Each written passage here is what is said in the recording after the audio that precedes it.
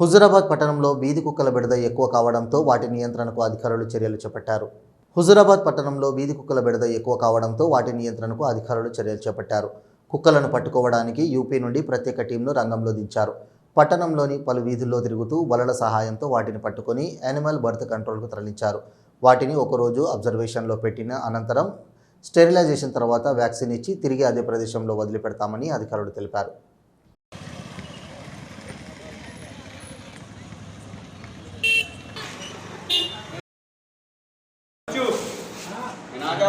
ठीक है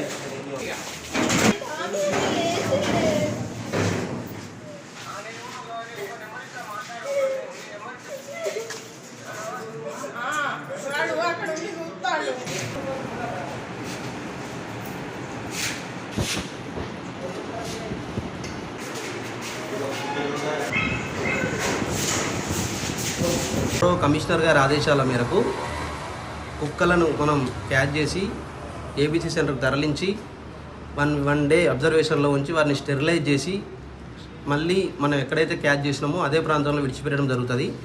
ఈ కార్యక్రమం ద్వారా కుక్కల సంతతిని మనం తగ్గించుకోవడం జరుగుతుంది.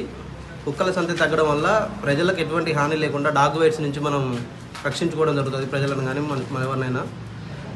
దీని ద్వారా ఈ కార్యక్రమం ద్వారా డాగ్స్ బైట్స్ తగ్గుతాయి మనకి.